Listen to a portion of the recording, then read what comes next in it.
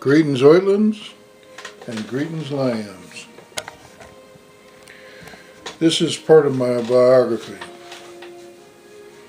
but there's a lesson in it if you want to know about karma.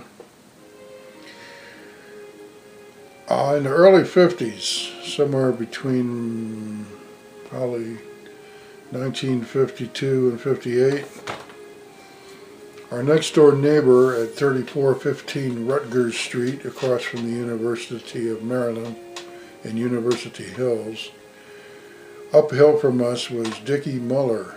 He was 1 year younger than was I. He had a narrow face, a very highly developed occipital region. He was skinny, had brownish hair with blonde highlights, somewhat prominent upper incisors. He had freckles across his nose and on his cheeks. And one day he was playing at the margin where the hill coming down from his property joined onto our gravel driveway. And and there was a brick there, and I looked at him and I thought, well, there's a sort of a gap in his aura back where the bump is in the back right rear of his head. Oh, his dad was Al Muller. He was a chemist, and his mother was Marion Muller. She had honey-colored hair, or reddish honey-colored hair, I believe. So, I thought there was like a hole or something in his aura where if I just touch it with a piece of brick, the earth, the clay from the brick, if I would just lightly touch that area, that it would mend him. I don't know what made me believe that, but that idea came in my head. So I picked up the brick. I approached him from 3/4 in the rear, and I said, "Hold still," and I was gradually holding the brick up to that area, and he turned his head suddenly, and he bumped his head into the brick. Then he claimed that I hit him with a brick. I didn't hit him with a brick. His mother came out, and my mother came out. My mother was blonde. And my mother told me to apologize for hitting him with a brick. I said, I didn't hit him with I'm not going to apologize because I didn't hit him with a brick. And Dickie says, yeah, you did. You hit me with a brick. And then his mother panicked. He hit my boy with a brick. And then my mother was under the pressure of her neighbor thinking that her son had hit her son with a brick. And she had all this pressure for me to apologize. But I couldn't do it because I would have been, from my point of view, I would have been participating in a lie. And I felt like he was obligated to hold still. If I told him to hold still, he was obligated to do what I told him. Or at least to trust me enough to do it. I'm not sure where I was actually. It was like, I just assumed that he would believe in me enough to do, to trust what I told him. It wasn't like so much of a domineering attitude as, just one of trust, as I expected. So,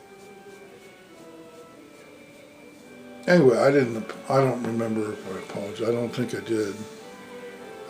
Nothing ever came out of that, but sometime after that, I don't know if it was a few weeks or, it wasn't too long, it couldn't have been too long after that. There was a boy named Raymond Avrutis who was a Jew, and his parents and my parents were friends. He lived, I believe, down the flat part, kind of outside of Langley Park, downhill from New Hampshire Avenue. And he and I would be put together by our parents sometimes to play together. And we really didn't have that much in common. We were both introverted, I believe. And I don't remember much about playing with him, or I didn't dislike him, I didn't like him. I remember he had these wrinkles up on his forehead like a lot of Russian Jews do. It seems to come from one guy I met, picking him up in a taxi cab often. He said his DNA analysis said he was a Siberian Eskimo. So, and he had that feature also. Anyway, back to Raymond Avrutis. I had contact with him during several phases of my life's time. I'll get back to the incident in a moment. But when my younger brother was at American University, Raymond was elected to be president of the student body there, the underclasses, I think, or senior class president of some, I think it was the whole underclass student body, undergraduate, I mean. And he was generally regarded as an incompetent fool. He had a high IQ, no doubt. But somehow he was regarded with ridicule. But the Jews there got, we can infer by other experiences I've had watching them in action, got him elected because he was Jew, and it was for fun, and it was a lot of fun for everybody to have him as their president. And so anyway, then the next thing, decades after that, about 15 years later, he was going to a group at the 2nd District Metropolitan Police Station meeting room called the Washington Astrology Forum that met in the police station there, just off of Wisconsin Avenue near the Zebra Room, which is where I met my friend Adele Wilson, whose life has been bound up with mine ever since then. But Raymond Avrutis was one of the members that attended meetings regularly there. And he was a smart guy. He knew a lot about astrology too. So getting back to childhood, Raymond Avrutis came up from the 3/4 angle up to me with a rock, told me to hold still, held the rock up there, and I jerked my head and hit the rock with my head. Now, I had not told anybody about this incident with Dicky Muller. As I said, I was sort of an introvert. I didn't go around blabbing stuff to people. And this was karma, not karma, not karma, karma. And be sure to roll those otters, baby. So, for years afterward, in my imagination, Raymond had stood afar and thrown a rock and hit me in the head with a thrown rock, which didn't happen. But in my imagination, that's how I replayed it. And one reason I know it didn't happen is because I never had a wound, I never had a bump. There was no injury. There's no harm done whatsoever. And I realized this decades, I don't know if it was 10 years, 30 years, 50 years later, but at some point I realized, wait a minute, he didn't hit me in the head with a rock. He just held a rock up and had said, hold still, and I jerked my head, just like Dicky Muller. Well, just like Dicky Muller thought that I had hit him in the head with a rock, I was thinking that Raymond had hit me, and I was blaming him. He was blameless. Not only was he blameless for not hitting me, he was blameless. He actually deserves some credit for being the agency of my karma to show me that lesson. of what a fool we are. We are all such a fool. We're really stupid and we're really wrong. We're wrong. All the time. We're always wrong. We're always wrong. I mean, if you're right about one thing,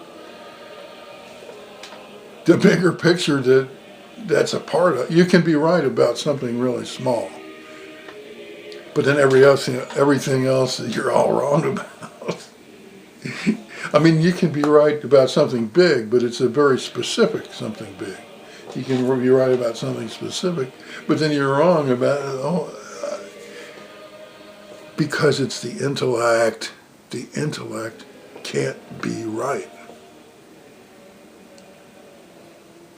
Except for about very specific things in a very specific time frame. This is why the reptilians are so wrong, because they try to get us to prove everything through the intellect. There are certain things that are true that are not approachable by the intellect. And when you try to put them down into words, that's when you get loopholes and quibbling and that kind of stuff, because all that stuff is from the intellect.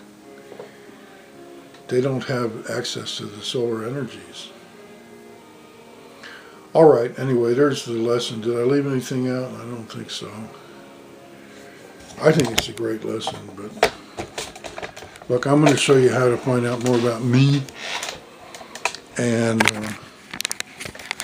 go to this website. Don't put an L in Keesey if you want to get to the website, because it won't get you to there. Thanks for coming, and I'll see you next time.